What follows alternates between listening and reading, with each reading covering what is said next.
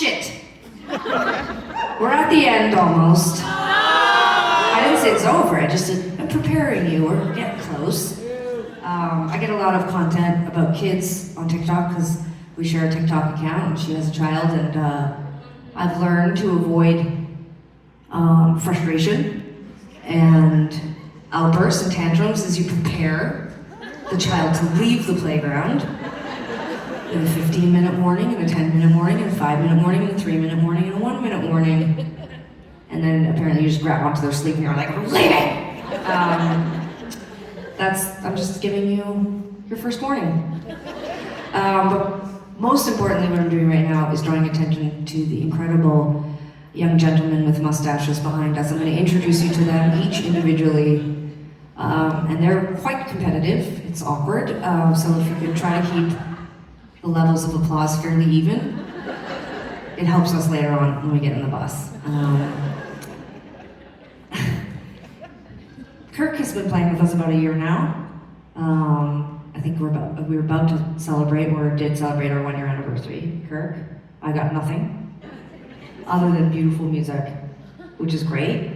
No one can hear you in the audience, but do you want to say something about what it's been like, and I can tell the audience what you're saying?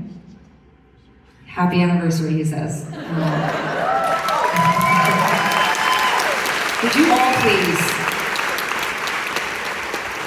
a giant round of applause. He's not just excellent at playing guitar, he's also very funny and witty and quick, which is great for me because I have to hang out with Sarah all day, so it's great to have Kirk around. A huge round of applause for my friend Kirk.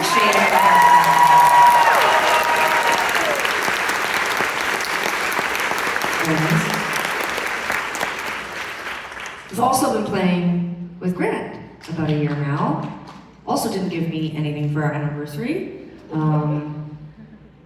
I didn't get the edible arrangement, no. What in the fuck is up with edible arrangements, right? You get that for people you hate, you know?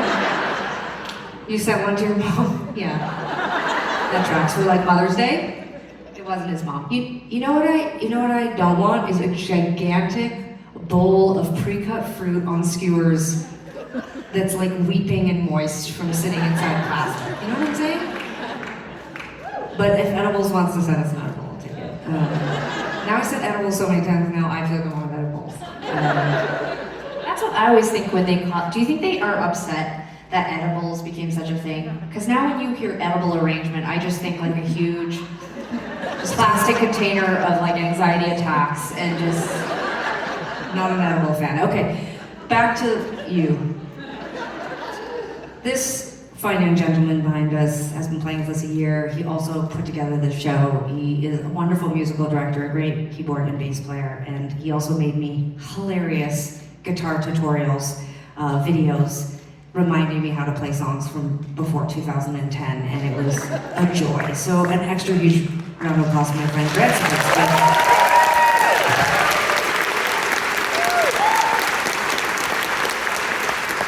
I may or may not post some videos on TikTok with your permission.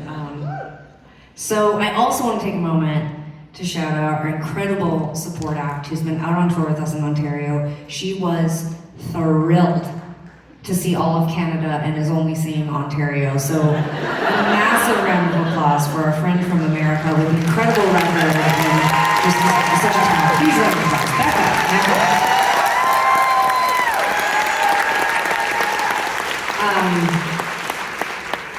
Truly, Becca put out an absolutely incredible record, so please check it out.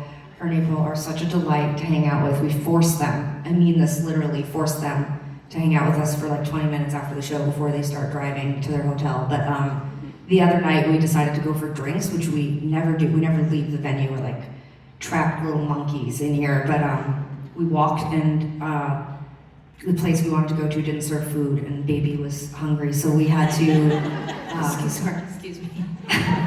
We're having an appetite after this night of theater. She was wearing she was wearing green overalls with this beautiful wool green sweater, and she wanted food, so we found a second location. But we had told Becca that we were going to be at the first location, and they showed up at the second location, but were shocked to see us there, so we think they were avoiding us. So, but I still think you should support and get the record because it is very good. Anyway, we're gonna play one last. Oh, sorry, go ahead, Sarah. Sorry. Well, I mean, No, I'm so sorry. because you do a whole like Mhm. this is the last time we're gonna play with these guys on this show, and so Tegan does this whole bit where she's like cheer really loud because this is the last time, but we never really get to tell like a proper story about this song. Oh, please. From the era, and it came up the other night, so I just wanted to share it with these guys because they seem like they're hanging on every word, and so The lights come up. There's like 4 people. It's like my mom, my wife, 2 friends from high school. it's like something about the fog machine and just how absolutely silent you are. Well, I can see Louise and Chris, our amazing crew. Give a huge round of applause to our amazing crew for doing this good job. But yeah, their faces are just globes that I focus on, and I'm like, God. At the end of the tour, one of them's gonna be like, Tegan made intense eye contact with me the entire tour. It was very awkward. I can't see you guys. It's just like 2 little songs. They can't see your face or your eyes. Anyway, I can't see your face or your eyes, and there's no way they can see your face and eyes. Okay. You're a blob. Anyway, so You're a blob. you're a blob. I mean it in the nicest way. I just mean you're a shape, is all I meant. Congratulations, you're all shapes, but okay, so I thought it was funny to tell the story about this song is one of the only songs from this. It is the only song from this album. What's it called? If It Was You. And it's the only song that we've played continuously for over 20 years. And I always think about the time that we went on tour with great Canadian band Hot Heat. Are you guys familiar? So Hot Heat was. Yeah, so good. I don't know why I did that in falsetto. So, You see how I brought that back, the joke? yeah. Great callback. This, the band is masterful at this point.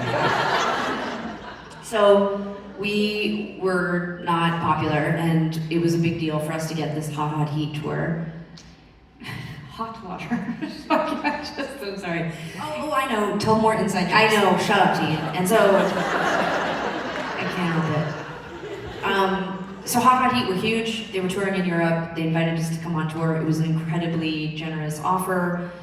And Tegan and I accepted it with dread because we always felt dread when we would get support act tours because we just were shy and insecure and didn't know what would happen when we met the band.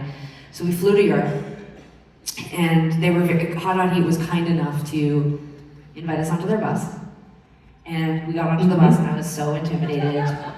And we're not cool, and we got on the bus, and they had been out on tour, already had done a leg in Europe with the band The Rapture. Yeah, very cool. Can you imagine Hot Heat and The Rapture, and then we come, and we tell jokes and play acoustic guitars. What could go wrong? No, they were super nice.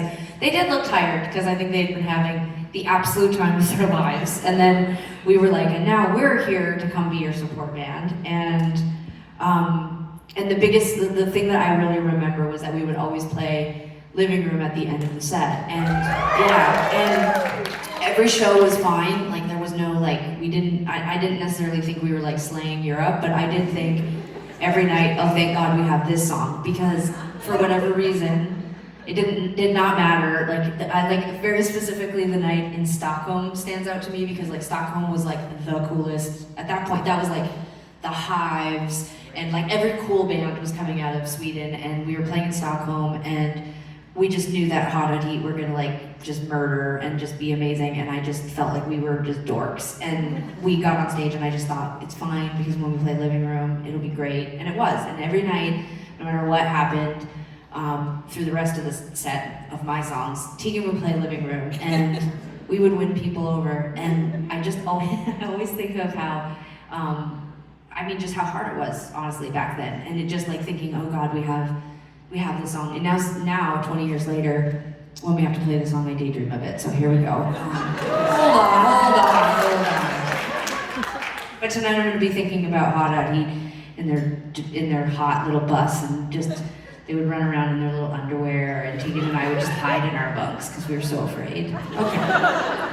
So this is a wonderful story. Thank you so much, Sarah. That was a wonderful way to set us up for this last song. But I do want to go back to something we said, which is that this is going to be the last song that our young fine gentlemen who are. We're gonna have to ask you guys to take your pants off. Right? No. Kirk says he knew it was gonna happen. No, but they're gonna play the song, they're gonna rock out their hardest, and then they're gonna leave, and we're gonna just play a couple songs, just the two of us. So at the end of the song, if you would give your biggest round of applause, save it for them, not for us, and really cheer them on, because they've done such an amazing thing. Especially since they're gonna be without pants, and I feel like it's just, it's only respectful. Yes.